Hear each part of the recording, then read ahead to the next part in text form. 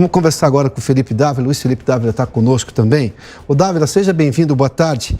A principal reclamação que eu vi aqui, a gente está ouvindo, é de novo a questão do assodamento da discussão da reforma tributária.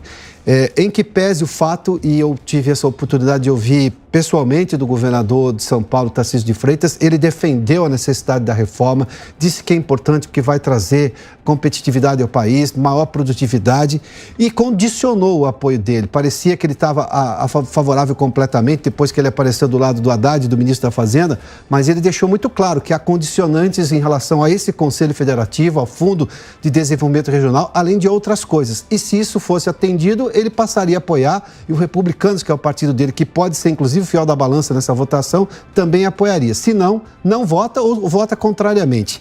O Dávila, me conte uma coisa, estamos avançando e avançando em que sentido em relação à questão da reforma tributária? Boa tarde, Piotr.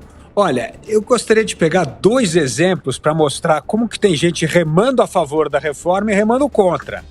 O governador Tarcísio está remando a favor da reforma, está em Brasília tentando discutir esses pontos específicos que você já mencionou aí nas reportagens, do fundo, do conselho, né? Tá tudo certo, é isso que ele tem que fazer, olhar os detalhes da reforma tributária para ter certeza de que nós vamos ter uma reforma melhor para o Brasil.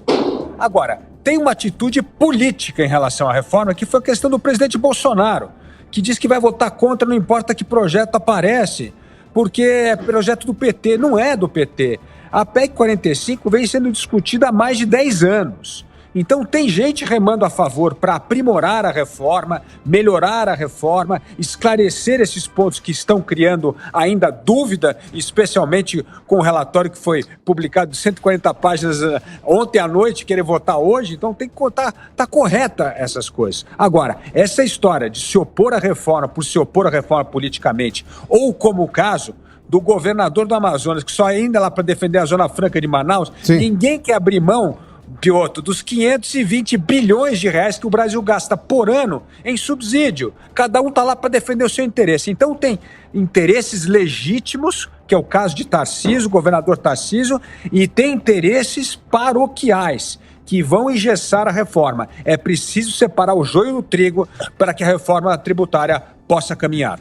Até porque o governador, inclusive, fez menção, o governador Tarcísio me disse que ele, além de condicionar essa questão do Conselho Federativo, ou seja, primeiro precisa estar no texto constitucional, ele não quer nada por lei complementar, até porque lei complementar, num governo que hoje solta, abre as torneiras da fisiologia para comprar deputados, apoio de deputados, troca cargos, ou seja, lei complementar precisa de muito menos apoio, muito menos voto no Congresso, né?